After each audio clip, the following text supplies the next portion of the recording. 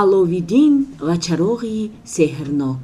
дар замонҳои хеле қадим дар яке аз шаҳрҳои форс дӯзандаи фақире бо номи ҳасан зиндагӣ мекард.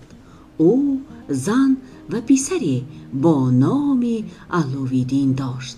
вақте аловиддин 10 сола шуд, падараш ба ӯ гуфт: мехоҳам писарам мисли ман дӯзанда шавӣ. баъди он рӯз ҳунари худро ба вай падараш ёд медод. вале аловиддин намехост чизеро ёд бигирад. ҳар вақте ки падараш аз дукон берун мерафт, аловиддин ба кӯча гурехта бо бачаҳо бозӣ мекард. аз субҳ то шом онҳо дар гирду атрофи шаҳр давида гунҷишк шикор мекарданд. ба боғҳои дигарон даромада шиками худро бо ангур ва муруд сер мекарданд.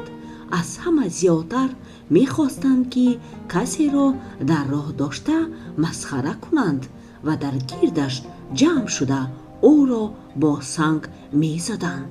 дӯзанда аз ин рафтори писараш хеле ғамгин мешуд. ӯро ҳам насиҳат мекард ва гоҳе ҷазо медод, вале ҳамааш бефоида буд.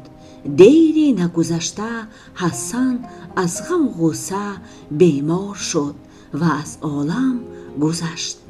занаш ҳамаи чизҳоеро ки аз ӯ боқӣ монда буд фурӯхт, барои он ки худ ва писарашро бо хӯрок таъмин кунад. аз пахта калоба ресида мефурӯхт. ҳамин тавр хеле вақт гузашт. аловиддин 15 сола шуд. боре вақте ки ӯ бо бачаҳо дар кӯча бозӣ мекард, ба наздаш як марди дарвеш омад ки ҷомаи сурх ва салаи сафед пӯшида буд. ӯ ба аловиддин нигоҳ кард ва бо худ гуфт: ана ҳамин аст писараке ки ман мекофтам. оқибат ӯро ёфтам. он марди дарвеш мағрибӣ буд. ӯ бо имову ишора яке аз бачаҳоро ба наздаш ҷеғ зада пурсид ки он писарак, яъне аловиддин, кист ва дар куҷо зиндагӣ мекунад. баъд ба назди аловиддин омада гуфт: оё ту писари ҳасани дӯзанда нестӣ? бале, ҷавоб дод аловиддин, лекин падари ман чанд сол пеш аз олам даргузашт. ин гапро шунида мағрибӣ аловиддинро ба оғӯш гирифта баланд баланд гирья кард. аловиддин, ман амаки ту ва бародари падарат ҳастам. ман чандин сол дар сарзаминҳои дурдаст будам ва бародари худамро надидам. акнун ба шаҳри шумо омадам ки бародарамро бинам, вале ӯ фавтидааст. ман туро шинохтам, чунки ба падарат монанд ҳастӣ. сипас марди мағрибӣ ба аловиддин 2 тангаи тило дод ва гуфт: писарам, ба ғайр аз ту ғамгусоре надорам. ин пулҳоро ба модарат деҳ. ба вай бигӯй ки амакам баргаштааст ва пагоҳ бегоҳӣ ба хонаи мо меҳмон мешавад. бигузор модарат хӯроки хубе тайёр кунад. аловиддин ба назди модараш омада ҳамаашро нақл кард. модар хеле нороҳат шуд. чӣ, ту маро масхара мекунӣ? гуфт модараш. падари ту бародар надошт. чӣ тавр акнун амакат пайдо шудааст? чӣ тавр ту метавонӣ бигӯӣ ки ман амак надорам? дод зад аловиддин. ӯ маро ба оғӯш гирифта гирья кард ва ин динорҳоро дод. ӯ пагоҳ бегоҳӣ ба хонаи мо ба меҳмонӣ меояд. рӯзи дигар модари аловиддин ба бозор рафта гӯшту сабзавот харид ва хӯроки болаззате тайёр кард. аловиддин از صبح تا بیگاهی در خانه نشسته منتظر آمدن عمکش بود. بیگاهی دری خانه تق تق شد و علاوالدین دویده در را گشود. از در مردی مغربی و از پسش خدمتگاری در آمد که در سرش طبقی کلان داشت. درون آن پر از میوه شیرین بود. خدمتگار طبق را به زمین گذاشت و رفت. مردی مغربی به حولی در آمده به مادری علاوالدین سلام داد و گفت: حیران نشو، تو مرا تماما ندیده ای. من 40 سال پیش از این شهر رفته بودم. در هندوستان و خاورزمین و مصر زندگی کردم و قریب 30 سال در سفر بودم. روزی به خودم گفتم من باید به وطنم برگردم. آخر من یک برادر دارم، شاید وی به کمک من احتیاج داشته باشد. من باید برادر خودم را یابم و بینم که او چطور زندگی میکند. من برا برآمده چندین روز و شب سفر کردم و نهایت شما را یافتم. حالا میبینم که برادرم فوتیده است، ولی از او پسرکی باقی مانده است که کسب و کاری پدرش را دوام میدهد و خودش و مادرش را تأمین میکند. افسوس این طور نیست، گفت مادری علاوالدین. من هیچگاه در زندگیم چنین پسری بیکار خوجه و یک رو را ندیدم. اقلا تو وی را نصیحت کن که به مادرش یاری بدهد. غم نخور خواهرم، گفت مردی مغربی. پگاه با علاوالدین به بازار می رویم و من برای او یک جامه نو می خرم. بگذار وی بیند که آدمان چطور سودا می کنند. من او را برای شاگردی به نزد تاجر می برم. وقتی او سودا کردن را یاد گرفت برایش یک دکان می کشایم. بعد از این او خودش تجارت کرده پول کار می کند و بای می شود. می خواهی سوداگر شوی؟ پرسید او. علاوالدین از خرسندی صبح سرخ شده حتی یک کلمه گپ زده نتوانست و فقط سرش را جنبانیده تصدیق کرد. وقتی مردی مغربی از خانه اشان رفت، علاوالدین زود به جاگه در آمد که خواب رود، اما خوابش نبرد و او از یک پهلو به پهلوی دیگر تاب میخورد و میخواست که تیزتر صبح شود. هنوز صبح ندمیده بود که او از جاگه برخاسته به نزد دروازه رفت. میخواست زودتر عمکش را پیشواز گیرد. دیری نگذشته مغربی هم آمد. پیش از همه آنها به حمام رفتند. در آنجا بدن علاوالدین را شستند، سرش را تراشیده عطر زدند و به او گلاب شیرین نوشانیدند. سپس مرد مغربی او را به دکان برد. علاوالدین برای خودش جامه ابریشمی قیمت و زردرنگی با خطهای سبز، توقی سرخ رنگی با طلا دوخته شده و یک جفت پایافزال چرمی انتخاب کرد. هرچند پایافزال به پای علاوالدین تنگی میکرد، او نمیخواست آن را برگرداند.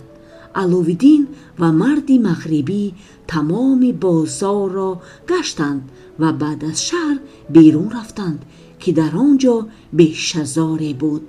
آفتاب الکی از قد نیزه بلند شده بود. علاوالدین از صبح تا به حال چیزی نخورده بود. او خیلی گرسنه ماند و بسیار خسته شد، اما شرم داشت که به مغربی چیزی بگوید. аловиддин мунтазир буд ки кай марди мағрибӣ гурусна мемонад ва монда мешавад, лекин ӯ мерафту мерафт. онҳо бисёр роҳ рафтанд ва аз шаҳр дур шуда буданд. аловиддин бисёр ташна монд ва дигар тоқат карда натавониста гуфт: амак, мо кай хӯроки нисфирӯзӣ мехӯрем? дар ин ҷо ягон дукон ё мағоза нест, лекин шумо бо худатон аз шаҳр ҳеҷ чиз наовардед. дар дасти шумо фақат як халтаи холӣ ҳасту бас. ана дидӣ, дар он дурӣ як кӯҳи баланде ҳаст, гуфт марди мағрибӣ. мо ба тарафи ҳамон кӯҳ меравем ва ман мехостам ки мо дар домони ҳамон кӯҳ нишаста дам гирем ва хӯрок бихӯрем. лекин агар ту бисёр гурусна монда бошӣ, метавонем дар ҳамин ҷо хӯрок бихӯрем. шумо аз куҷо хӯрок меёбед? ҳайрон шуд аловиддин. ҳозир мебинӣ, гуфт марди мағрибӣ. онҳо дар зери дарахти чинори баланде нишастанд ва марди мағрибӣ аз аловиддин пурсид: ту ҳозир чӣ хӯрдан мехоҳӣ? модари аловиддин ҳар рӯз фақат як хел хӯрок, лӯбиёи обпаз омода мекард.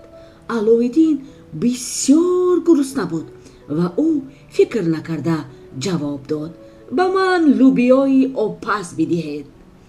оё ту мурғбирён хӯрдан намехоҳӣ? пурсид марди мағрибӣ. мехоҳам, бо хурсандӣ ҷавоб дод аловиддин. биринҷ бо асал мехоҳӣ? пешниҳод кард ӯ. ҳа, садо дод аловиддин, ҳамашро мехоҳам. лекин амак, шумо ҳамаи инҳоро аз куҷо мегиред? аз даруни ана ҳамин халта, гуфт марди мағрибӣ ва халтаро кушод. аловиддин бо кунҷковӣ ба даруни халта нигоҳ кард, лекин дар даруни он ҳеҷ чиз набуд. кӯ мурғбирён? пурсид аловиддин. ана, гуфт марди мағрибӣ ва дастонашро ба даруни халта дароварда аз даруни он мурғбирёнро баровард. ана боз биринҷ бо асал, лӯбиёи ҷӯшонида, инаш ангур, анор ва себ. марди мағрибӣ аз даруни халта хӯрокҳоро яке пас аз дигаре баровардан гирифт. аловиддин бо чашмони ҳайрон ба халтаи сеҳрнок нигоҳ мекард. бихӯр, гуфт марди мағрибӣ ба аловиддин. дар даруни ин халта ҳамаи хӯрокҳоро ёфта метавонӣ. дастонатро ба даруни он дароварда мегӯӣ: барраи бирён, ҳалво, хурмо мехоҳам, ва ҳамааш дар даруни халта пайдо мешавад. ин аҷиб аст, гуфт аловиддин. агар модари ман ин хел халта медошт, бисёр нағз мешуд. ана гапи маро гӯш кунӣ, гуфт марди мағрибӣ. ман ба ту чизҳои бисёр аҷиберо тӯҳфа мекунам. ҳоло мо оби анорро бо шакар мехӯрем ва роҳамонро давом медиҳем. ба куҷо? пурсид аловиддин. ман монда шудам ва дер ҳам шуд. биёед ба хона меравем. не, гуфт марди мағрибӣ. мо имрӯз бояд ба назди кӯҳ бирасем. гапи маро гӯш кун. охир ман амаки ту, бародари падарат ҳастам. вақте ки мо ба хона баргаштем, ман ба ту ҳамин халтаи сеҳрнокро ҳадя мекунам. аловиддин пеш рафтан намехост. вай бисёр сер шуда буд ва чашмонаш хоболуд буданд. вале вақте дар бораи халта шунид, чашмонашро молида хамёза кашид ва гуфт: бисёр хуб, меравем. марди мағрибӣ дастони аловиддинро дошта ба тарафи кӯҳ бурд. офтоб аллакай ғуруб карда қариб торик мешуд. онҳо роҳи бисёр дарозеро тай карданд ва дар охир ба домани кӯҳ расиданд. аловиддин бисёр монда шуда буд ва наметавонист ба пояш рост истад. шохаҳои хушки дарахтонро ҷамъ кун, гуфт марди мағрибӣ. бояд оташ гиронем. вақте оташ гирондем, ман ба ту чизеро нишон медиҳам ки ҳеҷ гоҳ касе надидааст. аловиддин бисёр мехост он чизро бинад. ӯ дигар монда шуданашро фаромӯш кард ва барои ҷамъ кардани чӯбу хошок рафт. вақте оташро даргиронданд, марди мағрибӣ аз бағалаш як қуттӣ ва ду тахтача баровард ва гуфт: аловиддин, ман мехоҳам туро сарватманд кунам ва ба туву модарат ёрӣ бидиҳам. ҳамаи он чизҳоеро ки ман ба ту мегӯям иҷро кун. ӯ қуттиро кушод ва аз даруни он як намуд хӯкаеро ба оташ пошид. дар ин вақт аз оташ шӯълаҳои баланд баромаданд ки ранги онҳо зард, сурх ва сабз буд. бо диққат гӯш кун, гуфт марди мағрибӣ. ҳозир ман ба оташ дуо мехонам. вақти тамом мекунам, замини пеши ман поён меравад ва ту санги калони ҳалқаи мисӣ доштаро мебинӣ. ҳалқаро бо дастонат дошта сангро бардор. дар зери санг зинапояе ҳаст ки ба роҳи зери заминӣ меравад. аз он зинапоя ба поён фуро ва ту дар он ҷо як дарро мебинӣ. он дарро кушода ба пеш бирав. дар он ҷо ҳар гуна ҳайвонҳои ваҳшӣ ва деву аждаҳоро мебинӣ, лекин ту аз онҳо натарс. вақте ки ту дастонатро ба онҳо мерасонӣ, онҳо меафтанд ва мемиранд. ту аз 3 ҳуҷра мегузарӣ ва дар ҳуҷраи 4 пиразанеро мебинӣ. ӯ бо ту бо меҳрубонӣ гап мезанад ва мехоҳад ки туро ба оғӯш бигирад. аммо нагузор ки ӯ ба ту даст расонад, зеро агар дасташ ба ту расад, ба санги сиёҳ табдил мешавӣ. дар паси ҳуҷраи 4 ту боғи калонеро мебинӣ. аз он боғ гузашта дари охирини боғро бикушо. дар паси он як ҳуҷраи калоне аст ки пур аз тилло, либос ва сангҳои қиматбаҳо мебошад. аз он ҷо ҳар чизеро ки дилат мехоҳад барои худат бигир. барои ман чароғи кӯҳнаи мисиро биёр. он дар тарафи рост ба девор овезон шудааст. ҳамин тавр ту роҳи ин ганҷинаро мефаҳмӣ ва сарватманд мешавӣ. вақте ба ман чароғро овардӣ, ба ту халтаи сеҳрнокро ҳадя мекунам. вақти баргаштан ана ин ангуштарин ба ту кӯмак мерасонад. ин гапро гуфта, ӯ ангуштарини хурдакаки заринро ба ангушти аловиддин гузошт. дар бораи ҳайвоноти ваҳшӣ ва деву аждаҳо шунида, аловиддин бисёр тарсид. амак, пурсид ӯ аз марди мағрибӣ, барои чӣ шумо худатон ба зери замин намефароед? худатон барои чароғ ба поён равед, маро ба хона баред. не аловиддин, гуфт марди мағрибӣ, ҳеҷ кас ба ғайр аз ту наметавонад ба назди он хазина биравад. ин хазина, ин ганҷина ҳазорҳо сол дар зери замин истодааст ва фақат писараке бо номи аловиддин, писари ҳастани дузанда, метавонад соҳиби он бошад. ман туро чандин сол дар ҳамин ҷо мекофтам. имрӯз ман туро ёфтам, ту дигар аз дасти ман гурехта наметавонӣ. гапамро гӯш кун ва маро ин қадар асабонӣ накун, вагарна барои худат бад мешавад.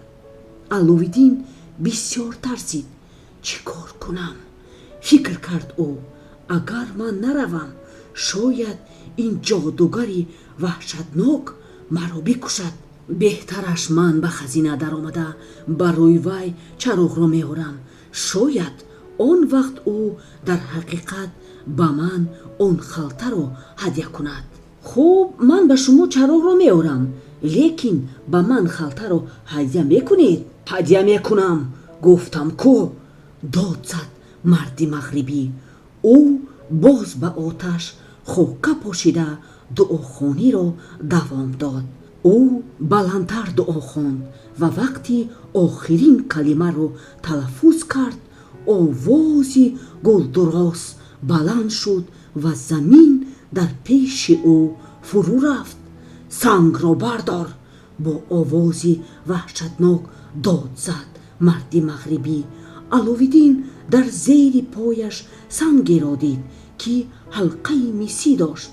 ӯ бо ду дасташ ҳалқаро дошта ба тарафи худаш кашид ва хеле осон онро бардошт.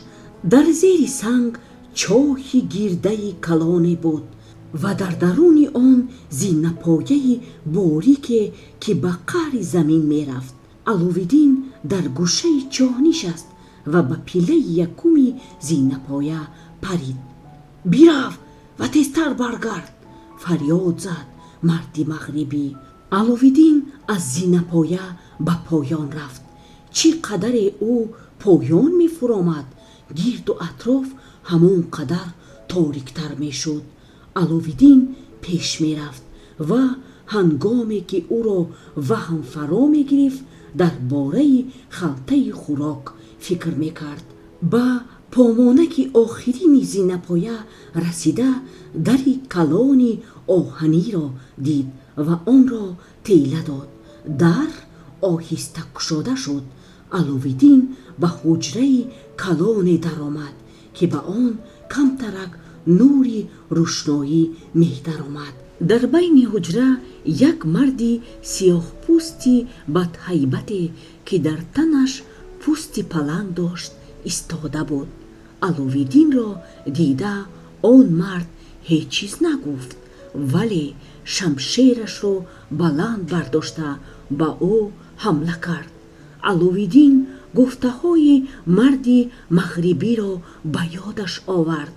ӯ дасташро дароз кард ва лаҳзае ки шамшер ба аловиддин наздик шуд, он марди сиёҳпӯст беҷон ба замин афтид. ба нотавонии пойҳояш нигоҳ накарда аловиддин дарунтар рафт. ӯ дари дуюмро тела дод ва дар ҷояш карахт шуд. дар рӯ ба рӯяш шери бадҳайбате даҳони даҳшатнокашро кушода меистод. шер бо тамоми ҷуссааш ба замин хам шуд ва рост ба сӯи аловиддин ҷаҳид. пойҳои пеши шер ба сари бача нарасида, шер ба замин афтид. аловиддин аз тарс арақ кард, вале ба ҳар ҳол роҳашро давом дод. вай дари сеюмро кушод ва дид ки дар байни ҳуҷра кулча зада ду мори калон фашшос мезаданд. онҳо сарашонро бардошта забонҳои ҷуфтаки худро берун бароварда ба тарафи аловиддин хазиданд. аловиддин ба зур худашро нигоҳ дошт ва нагурехт. ӯ суханони марди мағрибиро ба ёд овард ва натарсида рост ба тарафи морҳо рафт. ва вақте забони морҳо ба дасти аловиддин расиданд, чашмони дурахшони онҳо хомӯш шуданд ва морҳо беҷон ба рӯи замин дароз кашиданд. аловиддин дарунтар рафт ва то дари чорум расида آهسته آن را کشاد. او سرش را از در درون درآورد. در حجره بغیر از کمپیری که سر تا پایش در پیراهن پیچیده بود کسی دیگری نبود. کمپیر علاوالدین را دید و به سویش دویده فریاد زد. علاوالدین دستانش را به سوی کمپیر دراز کرد. با او چنین می نمود که در روبرویش مادرش ایستاده است. کمپیر می خواست او را به آغوش گیرد که ناگهان حجره روشن‌تر شد. از تمام کنج حجره هر خیل موجودات دهشتناک، شیر، مور، دیو و غیره که نام هم ندارند پیدا شدند.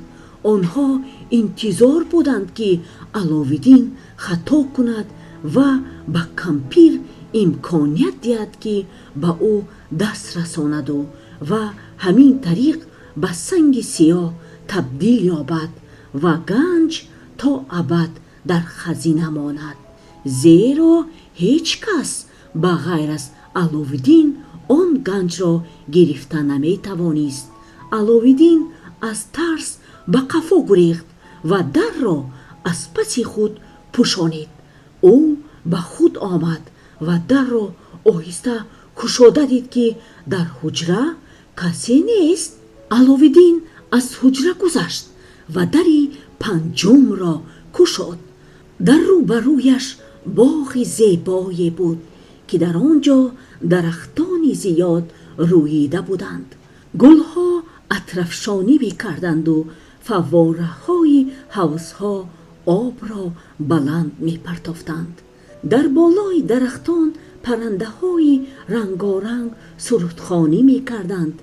آنها چون چراغ و فانوس‌ها در شاخه‌های درختان می‌درخشیدند. علاوالدین به چیدن سنگچه‌ها سر کرد.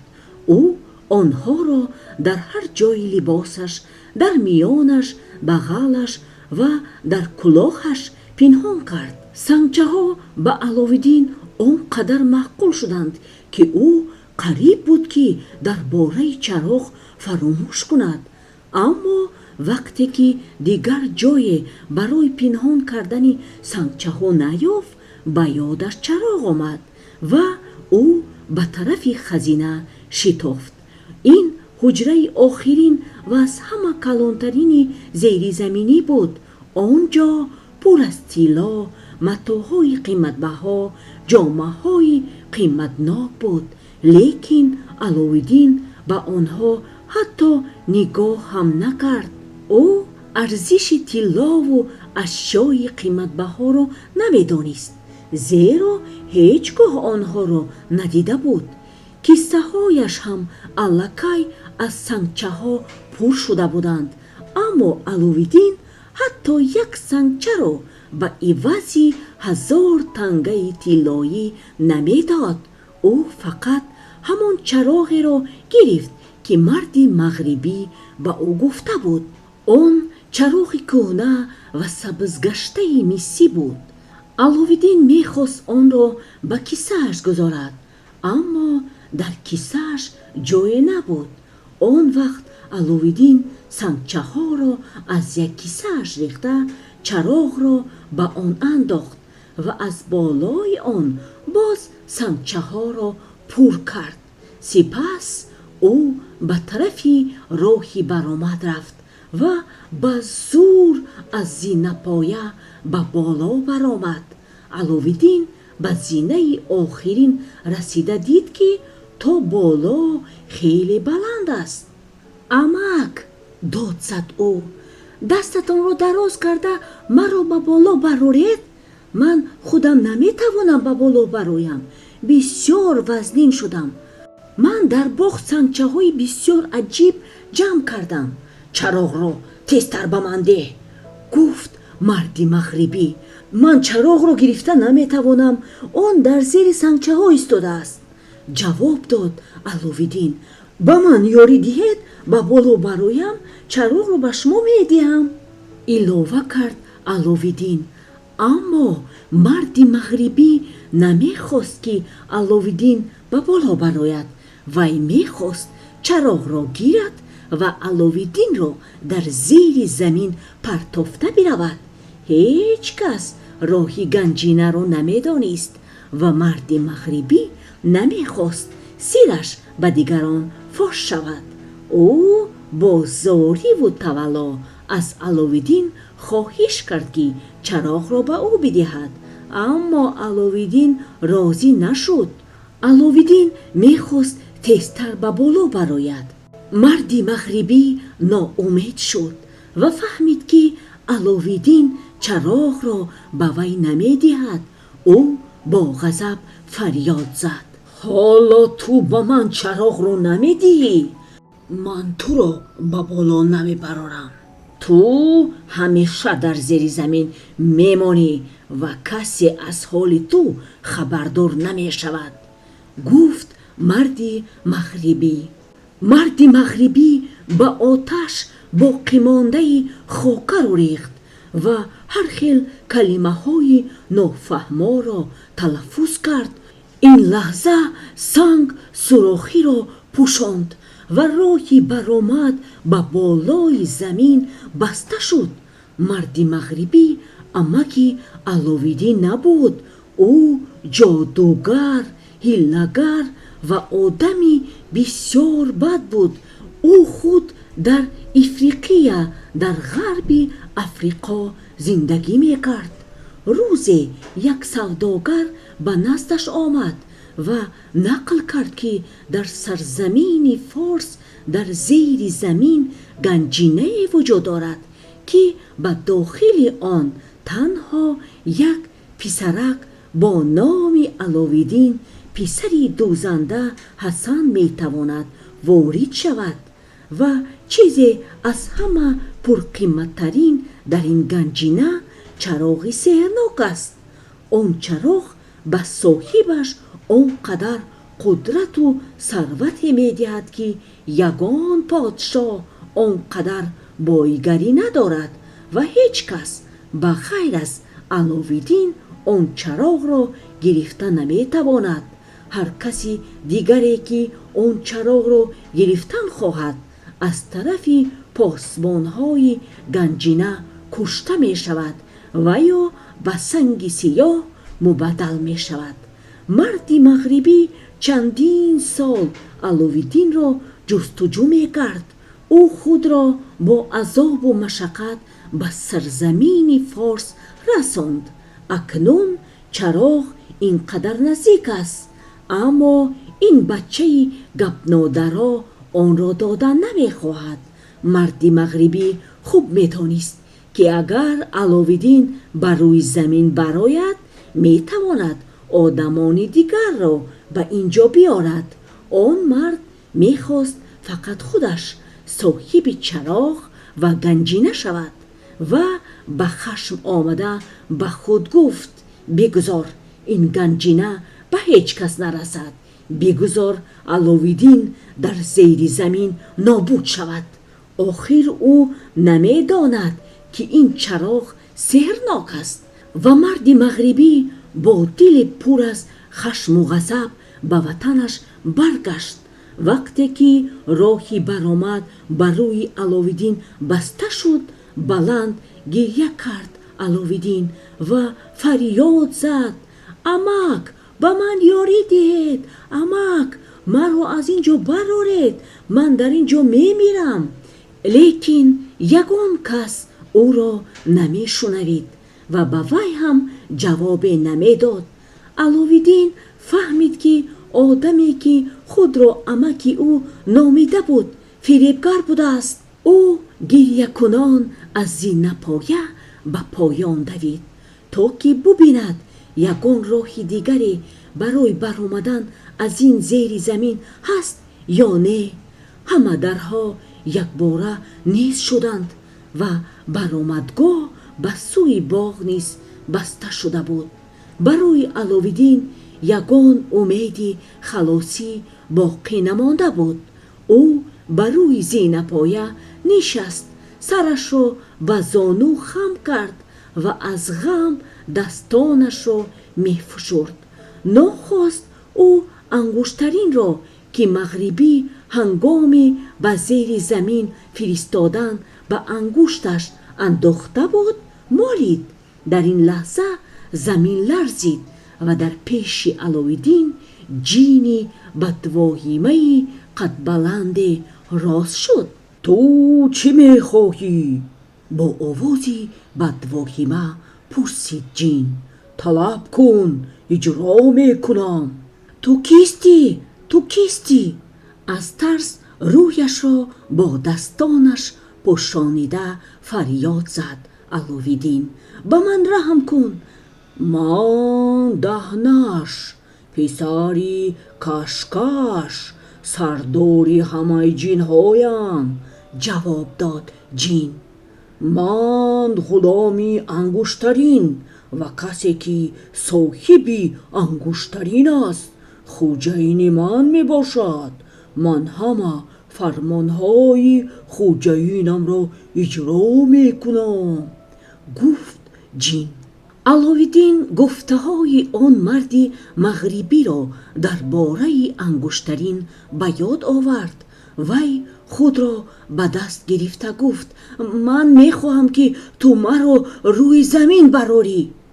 او سخنش را تمام نکرده بود که جین وی را بر روی زمین برآورد و ناپدید شد.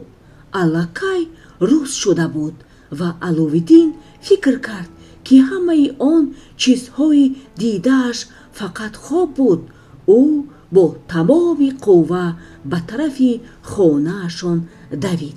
وقتی که او به خانه در آمد دید که مادرش مویهایش را پریشان کرده در بین خانه نشسته است و اشک می ریزد. علاوالدین ترسان و لرزان در را از پسش پوشید و از خستگی بیهوش شده افتید. مادر بر رویش آب پاشید و زمانی که او به هوش آمد پرسید آه علاوالدین به کجا گم شدی و با تو چی حادثه روی داد؟ عمکت کجا شد و برای چی تو تنها برگشتی؟ وی عمک من نیست، وی جادوگری بد است. فریاد زد علاوالدین. مادر جان، من همه چیز رو به تو نقل میکنم، اما اول به من آب بده. مادر به علاوالدین آب داد. علاوالدین به مادرش همه حادثه رو نقل کرد. گپش رو تمام کرده پرسید مادر جان، تو یگان چیزی دیگری برای خوردن داری؟ من گرسنه‌ام. من هیچ چیز ندارم پسرکم. آهی سرد کشیده گفت مادری علاوالدین. من از نبودن تو خیلی غمگین شدم و کار نکردم. کلوبه هم ندارم که آن را به بازار برده فروشم. زیق نشو مادر جان، گفت علاوالدین. من چراغ دارم که آن را از زیر زمین گرفتم. آن خیلی کهنه است، لیکن آن را فروختن ممکن است، علاوه کرد علاوالدین. او چراغ را برآورد و آن را به مادرش داد. مادر چراغ را گرفته از نظر گذراند و گفت من آن را تازه کرده به بازار برده می فروشم. مادر یک پارچه متا را گرفته به حولی برآمد. وقتی که او چراغ را به متا تازه کرد زمین لرزید و در پیش او جینی بدهیبت پیدا شد. مادر علاوالدین داد زد و بیهوش شده به زمین افتید.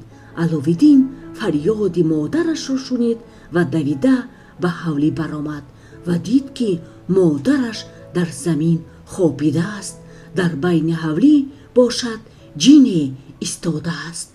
ناگهان آن جین فریاد زد ای صاحب چراغ، من به خدمت تو تیارم. علاوالدین با آواز بلند فریاد زد تو کیستی و از ما چی میخواهی؟ من میمون، پسری شمخورش. جواب داد جین. من غلام چراغ و غلام کسیم که صاحبی آن است. از من هر چیزی را که دلت میخواهد طلب کن، اگر خواهی شهر را ویران میکنم یا برای تو قصر میسازم. فرمان بده، اجرا میکنم.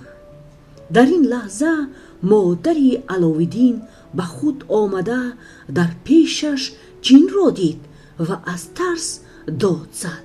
علاوالدین به جین فرمان داد: با ما 2 مرغ بریان و نوشیدنی بیار و بعد نیز شو، زیرا مادر من از تو میترسد. جین غیب زد و پس از لحظه میزی آورد که با سفره زیبای چرمین پوشیده شده بود. در بالای آن 12 طبق طلایی خوراک‌های بامزه و 2 کوزه شربت شیرین. غلام چراغ میز را به پیش علاوالدین گذاشت و غیب زد. علاوالدین با مادرش تا سیر شدن خوراک خوردند. مادری علاوالدین دسترخوان را جمع کرد و آنها پیسته و بادام خورده صحبت کردند. مادر جان، گفت علاوالدین، ما باید این چراغ را احتیاط کنیم و نباید آن را به کسی نشان بدهیم. اکنون من فهمیدم که برای چی اون مردی مغربی فریبگر میخواست فقط چراغ را گیرد و هیچ چیز دیگر را نمیخواست. این چراغ و انگشترینی در دست من بوده به ما خوشبختی و بایگری می آرند. خودت میدانی پسرم، گفت مادر، اما من دیگر این جین را دیدن نمیخواهم. وای خیلی دهشت انگیز و بدهیبت است. پس از چند روز خوراکی داشتهشان تمام شد. آنگاه علاوالدین یکی از طبقهای طلایی را گرفت و برای فروختن آن را به بازار برد. این طبق را خیلی زود یک سوداگری جواهرات خرید و برای آن 100 دینار داد. علاوالدین خرسند به خانه آمد. از همان لحظه وقتی پولشون تمام می شد، علاوالدین به بازار می رفت و طبقه را می فروخت و آنها با مادرش به چیزی محتاج نشده زندگی می کردند. علاوالدین اکثری وقت به بازار رفته در دکانهای سوداگران می نشست و خرید و فروش را یاد می گرفت. وی نرخی همه چیز را یاد گرفت و فهمید که به وی ثروتی بزرگی رسیده است. هر یک سنگچه‌ای که وی از باغ زیر زمینی چیده بود از همه سنگ‌های قیمت بهایی که در روی زمین یافتن ممکن بود قیمت‌تر بودند. همین طور چندین سال گذشت و علاوالدین 20 ساله شد. روز یک صبح دم وقتی که علاوالدین در بازار بود، به میدان شهر پاسبان‌های دربار برآمده داد زدند: ای آدمان، دکان‌های خود را بندید و به خانه‌های خود درآیید و هیچ کس از تیرزه ها نگاه نکند. حاضر شاه دختر بدور به حمام می رود و هیچ کس نباید که روی او را ببیند. سوداگران دکان‌های خود را می بستند. مردم یکدیگر را تیله داده از میدان گریخته می رفتند. میدان در یک لحظه خالی شد و از کنج آخری میدان توده دختران نمایان شدند. آنها سواری اسب‌های خاکسترنگ بودند که زین طلایی داشتند و در دستی هر یکی آنها شمشیری تیز بود. در بین آنها دختری آهسته آهسته راه می رفت که از همه با شکوه آراسته و زیباتر بود. این شاه دختر بدور بود. وی چادر را از رویش برداشت و علاوالدین که هنوز از بازار بیرون نرفته بود، به اختیار شاه دختر را دید. او با یک نگاه به شاه دختر بدور عاشق شد. شاه دختر از بالای اسب فرامد و 2 قدم دورتر از علاوالدین گذاشته به حمام درآمد. علاوالدین آهی وزنین کشیده آهسته به خانه رفت. وی حسن و جمال شاه دختر بدور را فراموش کردن نمی توانست. راست میگویند که او در جهان از همه زیباتر است. فکر کرد علاوالدین، من میخواهم با وی خانه دار شوم. علاوالدین به خانه اشان رفته خود را به جایگاه پرتافت و تا بیگاه دراز کشید. مادرش به نزدش آمده پرسید: به تو چی شده است پسرم؟ علاوالدین خاموش نشست و چیزی نگفت. عاقبت مادر او را به پرسجویش چنان بیزار کرد که او طاقت نکرد و گفت: اوه مادر جان، من به شاه دختر بدور خانه‌دار شدن میخواهم. به وی من میمیرم. به نزد سلطان رفت و بدور را خواستگاری کن. تو چی میگویی پسرم؟ با صدای بلند گفت مادر: مگر کسی شنیده است که پسری دوزنده به دختری سلطان خانه‌دار شود؟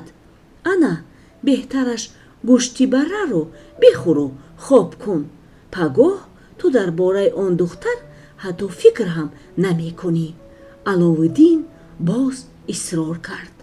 اوه پسرکم، گفت مادر، من عقلم را از دست ندادم که با چنین خواهش به نزد سلطان روم. حالا من فراموش نکردم که من کیستم و سلطان کیست. اما علاوالدین از مادرش التماس کرد و مادرش از نی گفتن خسته شد. خیر خوب پسرم، من میروم، لیکن خوب میدانی که به نزد سلطان دست خالی نمیروند. آخر من چی چیزی ارزنده به اعلی حضرت سلطان برده میتوانم؟ علاوالدین از بستر خیست و با خرسندی فریاد زد: در این باره خواطر نشو مادر جان. یک تا از آن طبقهای طلایی را گیر و با سنگهای قیمت بها که از باغ آوردم پر کن. آن تحفه شایسته برای سلطان می شود، زیرا او چنین سنگهای را که من دارم ندارد. علاوالدین طبقی را گرفته آن را با سنگهای قیمت بها پر کرد. مادرش به آنها نگاه کرد و چشمانش را با دستانش پوشید. سنگها چنان می درخشیدند که چشمانش خیره شدند. با این خیل تحفه به نزد سلطان رفتن عیب نیست. نمیدانم آن چیزی را که تو میخواهی چی خیل بگویم، لیکن من کوشش میکنم. کوشش کن مادر جان، فقط تیزتر برو و زود با خبری خوش برگرد، گفت علاوالدین. مادر علاوالدین طبق را با رویمال شاهی پوشاند و به قصر سلطان روان شد. شاید مرا از قصر رانند و سنگها را گیرند. ممکن است به زندان من را شنانند. فکر میکرد مادر در راه. نهایت وی به دربار رسید و در یک گوشه از همه دور ایستاد. هنوز بر وقت بود و در دربار کسی نمی نمود. آهسته آهسته آنجا از امیران، وزیران، اشرافیان و اصیلزادگان دربار که خلعتهای رنگارنگ گوناگون داشتند پر شد. سلطان در احاطه مردان سیاه پوست که در دستهایشان شمشیر داشتند از همه دیر به دربار وارد شد. او به تخت نشست و بررسی کار و شکایت ها سر شدند. مردی سیاه پوستی از همه قد بلند در بری او راست ایستاده با پری کلانی طاووس شاه را شمال میداد. وقتی که همه کارها به آخر رسید، سلطان روی ماچه را افشاند. این معنای خاتمه را داشت و به کتف مردانی سیاه پوست تکیه کرده رفت. مادری علاوالدین به خانه برگشت و به پسرش گفت: انا پسرکم، من غیرت کردم. من به دربار در آمدم و تا تمام شدن کارها در آنجا بودم. غمگین نشو، پگاه من با سلطان صحبت خواهم کرد. امروز فرصت نرسید. روز دیگر وی باز به دربار رفت و وقتی که کارهای سلطان تمام شد، به سلطان چیزی نگفته به خانه برگشت. او دیگر هر روز به دربار می رفت و روزی دراز در یک کنج می ایستاد، اما جرأت نمی کرد که به نزد سلطان رفته خواسته هایش را بگوید. عاقبت روز سلطان دید که پیرزن در دست طبق کلان در یک کنج دربار ایستاده است. او به وزیر گفت: های وزیر، من میخواهم بدانم که این پیرزن کیست و برای چی هر روز به اینجا می آید. بپرس چه کار دارد و اگر آن پیرزن خواهش داشته باشد، من آن را اجرا می کنم. فرمانبردارم، گفت وزیر. وی به نزد مادری علاوالدین آمد و پرسید: های پیرزن، به نزد سلطان برو. اگر تو خواهشی داشته باشی، سلطان آن را اجرا می کند. این گپ ها را شنیده زانوهای مادری علاوالدین لرزیدند. وزیر او را به نزد سلطان آورد. سلطان از او پرسید: ای پیرزن، برای چی تو هر روز به دربار می آیی و هیچ چیز نگفته می روی؟ بگو چی می خواهی؟ سلطان من، به سخنهایم حیران نشوید، گفت مادری علاوالدین. پیش از آن که آن را به شما بگویم وعده بدهید که عفو میکنید. تو را عفو میکنم؟ بگو. مادری علاوالدین به سلطان تعظیم کرد و گفت: ای سلطان عالم، پسری من علاوالدین، انا این سنگ ها را به شما همچون تحفه و مرا برای خواستگاری شاه دختر بدور فرستاد. مادر این را گفت و از روی طبق روی مال را برداشت و سنگ ها چنان درخشیدند که تمام دربار روشن شد. وزیر و سلطان از دیدن این جواهرات حیران شدند. های وزیر، گفت سلطان، آیا تو چنین سنگ ها را یگان مراتبه دیده بودی؟ نه سلطانم، ندیدم، جواب داد وزیر. سلطان گفت: من فکر میکنم آدمی که چنین سنگ دارد سزاوار است که شوهری دختری من شود. فکر تو چیست وزیر؟ وقتی که وزیر این سخنها را شنید، رنگ و رویش کند. وزیر پسری داشت و میخواست او را به شاه دختر بدور خانه‌دار کند. سلطان هم پیشتر وعده داده بود که بدور را به پسری وزیر به زنی خواهد داد، لیکن سلطان جواهرات را خیلی دوست می داشت و در خزینه‌اش حتی یک تا سنگ نبود که به سنگ‌هایی که در داخل طبق بودند مانند باشد. ای سلطان عالم، گفت وزیر، شایسته نیست که شاه دختر را به آدم بدزنی بدهید که او را حتی نمی شناسید. شاید او بغیر از این سنگ ها دیگر چیزی نداشته باشد. با فکر من بهتر می بود که اگر از او طلب می کردیم که به تو باز 40 تا همین خیل طبق پر از سنگ های قیمت بها را با کنیزک ها و غلامان تحفه کند. آن وقت ما میفهمیدیم که او ثروتمند هست یا نه. وزیر فکر میکرد امکان ندارد که کسی آنقدر ثروت داشته باشد. آن جوان نمیتواند این درخواست سلطان را اجرا کند و من هم از او خلاص میشوم. تو فکری عجایبی کردی وزیر، گفت سلطان و به مادری علاوالدین رو آورد. تو شنیدی وزیر چی گفت؟ برو و به پسرت بگو اگر آن جوان خواستگار دختر من باشد بگذار 40 طبق پر از همین گونه سنگ ها، 40 کنیزک و 40 غلام بفرستد. مادری علاوالدین به سلطان تعظیم کرد و به خانه رفت.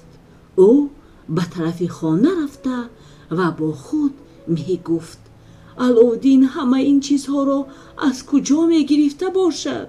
خیر، فرض کردیم که او به باغ زیر زمینی می رود و در آنجا با سنگ جمع می کند، اما غلامان و کنیزک ها از کجا پیدا می شوند؟ مادری علاوالدین غرق فکر نمی فهمید که چطور به خانه رسید. وقتی که او به خانه در آمد علاوالدین دید که طبق در دست مادرش نیست و پرسید مادر جان، من میبینم که تو امروز با سلطان گپ زده ای. او به تو چی گفت؟ ها پسرم، خوب میبود اگر به نزد سلطان نمیرفتم و با او سخن نمیگفتم. سپس او به علاوالدین گفته های سلطان را نقل کرد، ولی علاوالدین از خرسندی میخندید. آسوده باش مادر جان، این کاری آسان است، گفت علاوالدین. وی چراغ را گرفت و آن را مالید و وقتی مادرش آن را دید دویده از خانه برآمد تا اینکه جین را نبیند. جین در حال پیدا شد و گفت ای جناب، به خدمت تیارم. تو چی میخواهی؟ طلب کن، اجرا میکنم. به من 40 طبق طلای پر از سنگ های قیمت بها، 40 نفر کنیزک و 40 نفر غلام بیار، گفت علاوالدین. اجرا می شود، جواب داد غلام چراغ میمون. شاید تو میخواهی من شهری را ویران کنم یا قصر بسازم؟ فرمان بده، گفت جین.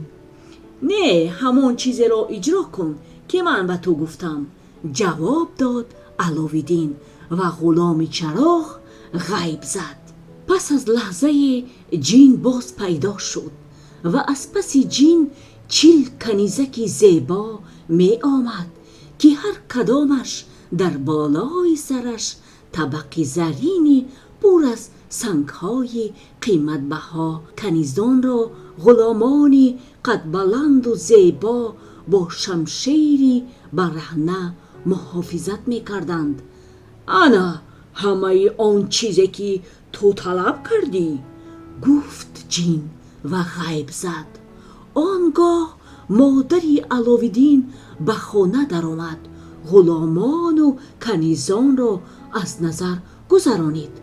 پس آنها را جفت جفت صف آراسته با افتخار پیششان به طرف قصر سلطان برفت. تمام مردم برای دیدن آنها جمع شدند و وقتی که پاسبانان قصر آن غلامان و کنیزان را دیدند حیران شدند.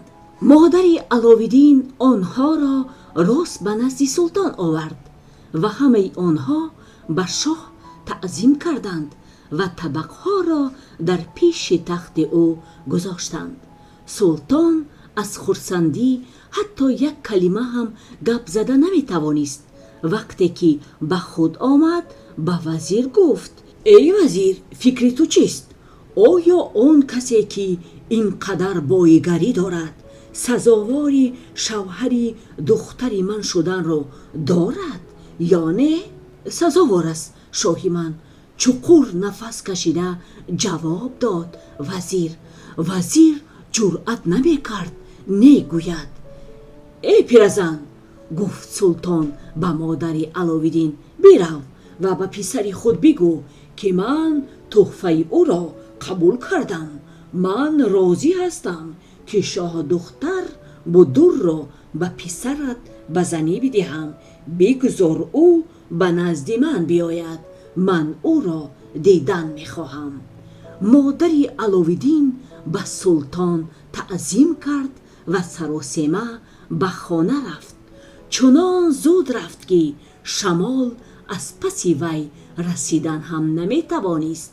وی به نزد علاوالدین آمد و با خوشحالی گفت شادی کن پسرم، سلطان تحفه های تو را قبول کرد و راضی شد که تو شوهری شاه دختر شوی. وی این را در نزد همه درباریان گفت خودی حاضر به قصر برو، سلطان تو را دیدن میخواهد. من گفته‌ات را اجرا کردم، حالا باشد باقی مانده کارها را خودت انجام بده. سپاسگزارم مادر جان، گفت علاوالدین. حاضر به نزد سلطان می روم. اکنون برو، من با جین صحبت می کنم، گفت علاوالدین. علاوالدین چراغ را گرفت و آن را مالید و همان لحظه میمون غلام چراغ پیدا شد و علاوالدین به جین گفت های جین، به من 48 غلام سفید پوست بیار، آنها اهل رکاب من می شوند. بگذار 24 غلام از پیش رکاب من بروند و 24 تایشان از پس. باز به من 1000 دینار و اسبی از همه بهترین را بیار. علاوه نمود علاوالدین. اجرا میکنم، گفت جین و غیب زد. جین همه آن چیزهایی را که علاوالدین فرموده بود تیار کرد و پرسید تو باز چی میخواهی؟ آیا تو نمیخواهی که من شهر را ویران کنم یا اینکه قصر بسازم؟ من این را هم میتوانم. علاوه کرد جین. نه، حالا در کار نیست، گفت علاوالدین. وی به اسب سوار شده به نزد سلطان رفت و همه مردم برای دیدن جوانی زیبا جمع شدند. در میدان شهر آدمان زیادی گرد آمده بودند و علاوالدین از خلطه یک کف تنگه های طلایی را گرفته آنها را طرف آدمان پرداخت. همه برای چیدن تنگه های طلایی دویدند. علاوالدین تا خالی شدن خلطه‌اش به طرف آنها تنگه ها را می پرتافت. او به نزد قصر رسید و همه وزیران و امیران او را در نزد دروازه پیشواز گرفته به نزد سلطان آوردند. سلطان به پیشواز او از جایش برخاست و گفت خوش آمدی، افسوس که من با تو پیش از این شناس نبودم. من شنیدم که تو میخواهی با دختر من آیله دار شوی. من راضی هستم. امروز توی شما برپا خواهد شد. تو همه چیز را برای جشن آماده کرده ای؟ هنوز نه سلطانم، جواب داد علاوالدین. من میخواهم برای شاه دختر بدر قصری بسازم که با شأن و شرف او موافق باشد. پس جشن عروسی شما کی برپا میگردد؟ پرسید سلطان. زیرا قصر با این زودی ساخته نمی شود. شما خواطر نشوید سلطان عالم، گفت علاوالدین. قصر را به زودی می سازیم. تو قصر را در کجا ساختن می خواهی علاوالدین؟ پرسید سلطان. آیا تو نمی خواهی قصر را در رو بر روی تیزه های من انا در آن خر و بازار بسازی؟ اختیار در دست شماست ای شاهی من، جواب داد علاوالدین. وی با پادشاه خیر خوش کرد و به خانه برگشت. در خانه وی چراغ را گرفت و آن را مالید و وقتی که جین پیدا شد аловиддин гуфт: ана акнун қасре бисоз ки то ҳол дар рӯи замин касе ба монанди он насохтааст. ин корро карда метавонӣ? ҷин бо овози баланд ҷавоб дод: метавонам. фардо субҳ тайёр мешавад. ҳатман розӣ мешавӣ. субҳи рӯзи дигар дар байни харубазор қасри бо шукӯҳе қомат афрохта буд. деворҳои он аз хиштҳои тиллоӣ ва нуқра чида шуда буданд. акнун ман меравам ва султонро ба ин ҷо меорам, гуфт аловиддин. султон субҳи ҳамон рӯз ба назди тиреза омад ва он қасрро дид. қаср аз нури офтоб медурахшид ва аз дидани он чашми одам хира мешуд. султон саросемавор вазирро даъват кард ва қасрро ба ӯ нишон дод. хайр, ту чӣ мегӯӣ, вазир? пурсид султон. оё он касе ки дар як шаб чунин қасреро сохтааст, сазовор нест ки шавҳари духтари ман шавад? эй султони олам, ҷавоб дод вазир, магар шумо намебинед ки ин аловиддин ҷодугар аст? эҳтиёт шавед ки ин ҷавон тахту тоҷатонро аз шумо нагирад. ман аз ҳеҷ чиз наметарсам. ҳамаи ин гуфтаҳоят беасос аст, ҷавоб дод султон. дар ин лаҳза аловиддин ба назди султон даромад ва таъзим карда ӯро ба тамошои қаср даъват кард.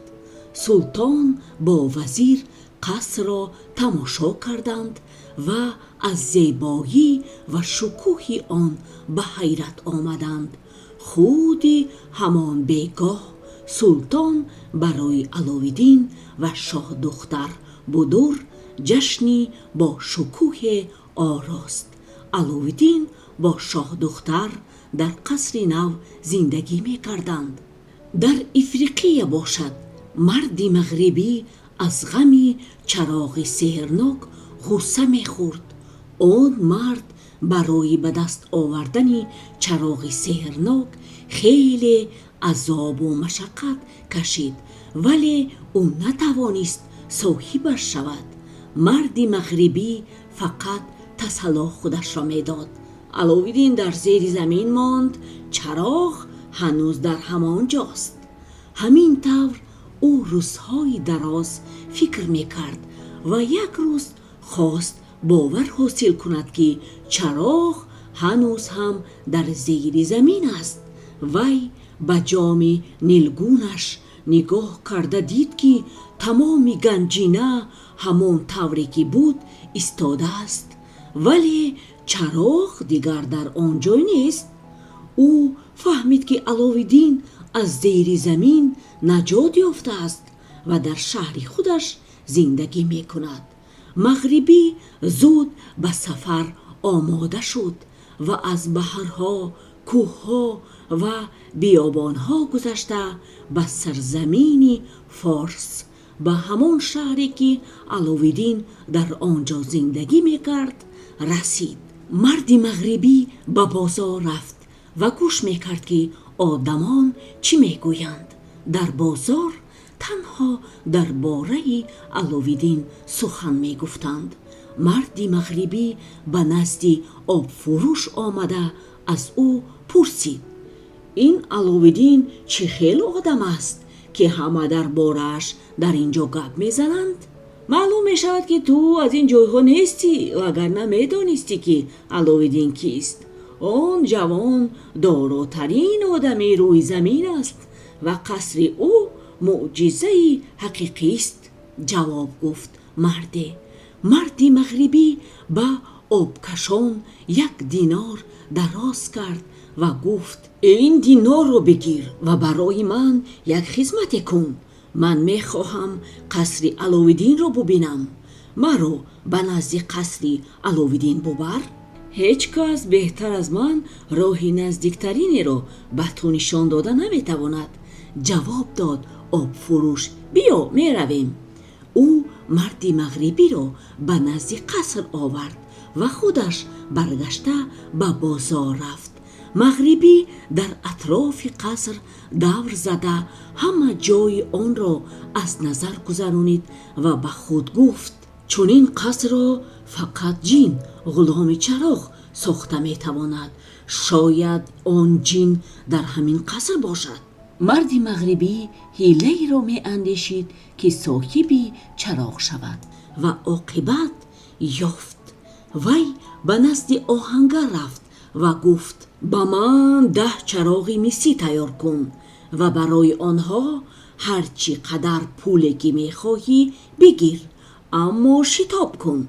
این هم به تو 5 دینار پیش پرداخت. فرمان بردارم، جواب گفت آهنگر.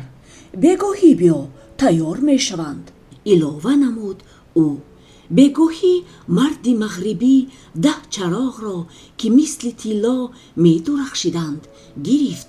صبح روز دیگر او به شهر رفت و در هر جا فریاد زده می گفت کی چراغ‌های کهنه را به نو عوض کردن می خواهد؟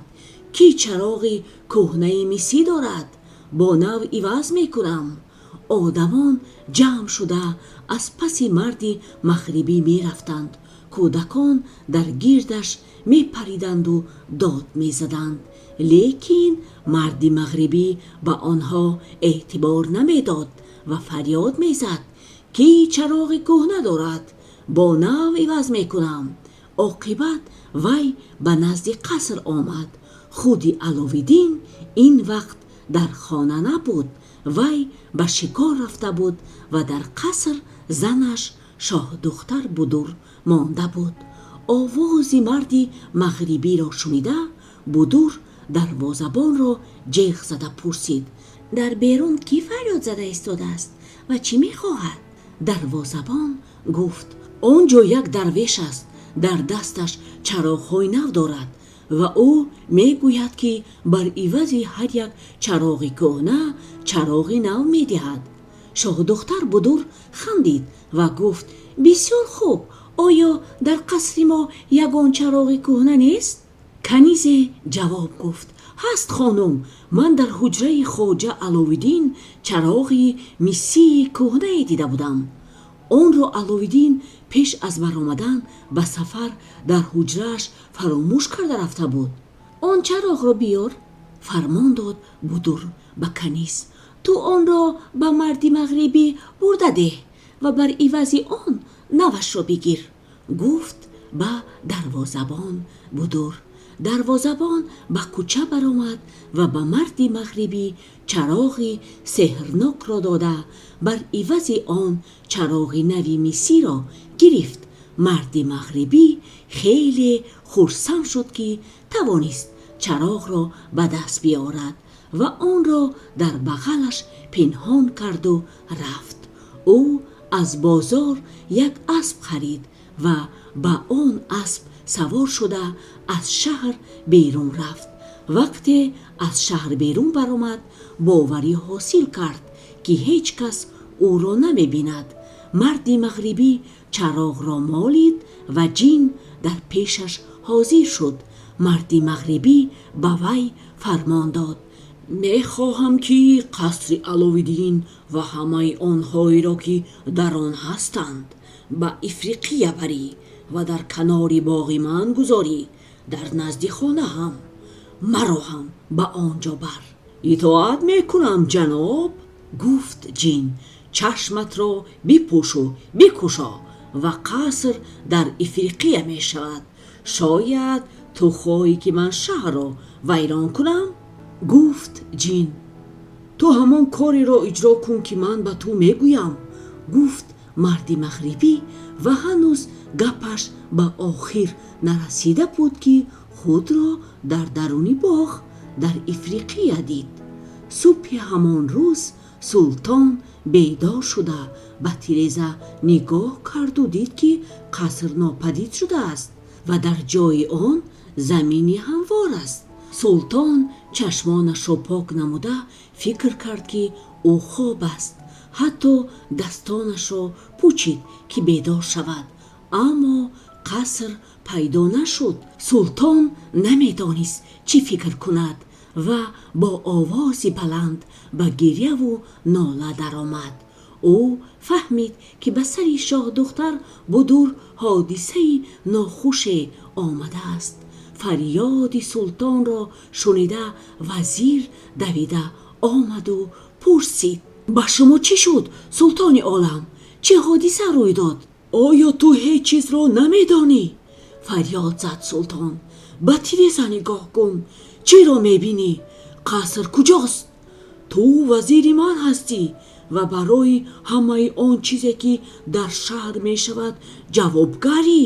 лекин аз пеши бинияд қасрҳо ғайб мезананд ва ту дар ин бора ҳеҷ чизро намедонӣ. духтари ман, меваи дили ман куҷост? бигӯ. намедонам, эй султони олам. ман ба шумо гуфта будам ки ин аловиддин ҷодугар аст, лекин шумо ба ман бовар накардед. аловиддинро ба ин ҷо биёр, дод зад султон. дар ин лаҳза аловиддин аз шикор омад. хизматгорони султон ба кӯча баромада ба тарафаш давиданд. моро бубахш, эй аловиддин, гуфт яке аз онҳо. султон фармон дод ки дастонатро баста ба занҷир андозем ва ба наздаш барем. иҷрои ин кор барои мо душвор аст, лекин мо аз фармони султон саркашӣ карда наметавонем. барои чӣ? пурсид аловиддин. охир ман бар зидди султон ва дарбориён кори баде накардаам. аммо онҳо дигар ба суханони аловиддин гӯш накарданд ва оҳангар омада ба пойҳои аловиддин занҷир андохт. ин ҳодисаро дида мардуми шаҳр ҷамъ шуданд. аҳолии шаҳр аловиддинро барои некӣ ва саховатмандиаш дӯст медоштанд. аммо султон фармон дод ки аловиддинро ба наздаш биёранд ва ба ӯ гуфт: вазири ман рост мегуфтааст. ту ҷодугар ва фиребгар ҳастӣ. қасри ту куҷо шуд ва духтари ман будур куҷост? намедонам, эй султони олам, ҷавоб дод аловиддин. ман гунаҳкор нестам. мардум ҳам аз султон хоҳиш карданд ки ба аловиддин фурсат бидиҳад. ман чӣ кор кунам, эй вазир? пурсид султон аз вазир ва вазир ба ӯ гуфт: ҳамон тавр кун ки мегӯянд. онҳо аловиддинро бисёр дӯст медоранд. рост мегӯӣ, эй вазир, гуфт султон ва фармон дод ки аловиддинро аз банду занҷир озод кунанд. ман туро бахшидам ва ба ту 3 рӯз фурсат медиҳам то ин ки духтарамро ёфта биёрӣ, гуфт вазир. фармонбардорам, гуфт аловиддин ва аз шаҳр берун шуд. вай намедонист ки ба куҷо равад ва шоҳдухтар будурро аз куҷо биёбад. ғам ӯро чунон пахш карда буд ки ба худ ҷойи нишаст намеёфт. рӯзи дуюм аловиддин ба назди дарёи калоне расид ва ғамгин дар лаби соҳил менишаст. ӯ беихтиёр дасти росташро ба об даровард ва ногоҳ ҳис кард ки чизе аз ангушти худаш лағжида поён меравад. аловиддин зуд дасташро аз об берун баровард ва дар ангушташ ҳамон ангуштариро дид ки марди мағрибӣ ба ӯ дода буд, вале аловиддин онро тамоман фаромӯш карда буд. аловиддин ангуштаринро молид ва дарҳол дар наздаш ҷин даҳнаш, писари кашкаш пайдо шуду гуфт: эй соҳиби ангуштарин, ман дар назди туям. ҳар чӣ бехоҳӣ фармон бидеҳ, иҷро мекунам. шоҳдухтар будур ҳамсари ман куҷост? пурсид аловиддин. шоҳдухтар будур ва канизакону ғуломон ва худи қасрро марди мағрибӣ ба ифриқия бурдааст ва ҳамаашонро дар дохили қаср зиндонӣ кардааст. میخواهم که تو قصر مرا به جای اولش برگردانی. گفت علاوالدین. اما جین غلام انگشترین سرش را پایان کرد و جواب داد: ای خواجه، به من دشوار است اعتراف کنم، لیکن من این فرمان را اجرا کرده نمیتوانم. قصر را غلام چراغ ساخته است و تنها خودش میتواند آن را به جایش برگرداند. از من چیز دیگری طلب کن. این طور باشد، گفت علاوالدین، مرا به همان جا ببر. چشمانت را بپوش و کشا، گفت جین. علاوالدین چشمانش را کشاده خودش را در نزد قصر دید. مرد مغربی در داخل قصر نبود و برای کار به شهر رفته بود. علاوالدین به درون قصر در آمده همسرش بدور را دید. وی با درد و الم گریه میکرد. کنیزکان و غلامان هم در حجره های دیگر زندانی شده بودند.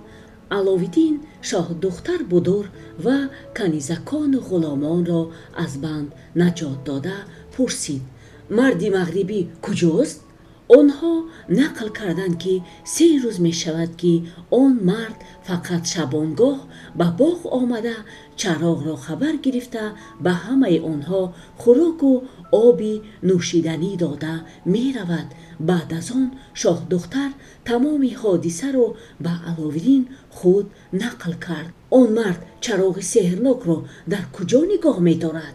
پرسید علاوالدین و شاه دختر جواب داد: او هیچگاه از آن جدا نمی شود و همیشه آن را در پهلویش نگاه می دارد. وی در کجا خوراک می خورد و آبی نوشیدنی را از کجا می گیرد؟ پرسید علاوالدین.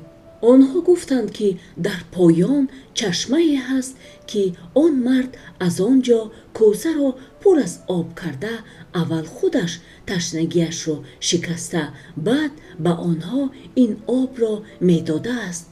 این طور باشد من به درون آن کوزه ها داروی خواب می اندازم و وقتی که آن مرد از آن کوزه ها آب می نوشد بیهوش شده می افتد. من چراغ سحرناک خودم را از او می گیرم. این را گفته علاوالدین در یک گوشه باغ پنهان شد.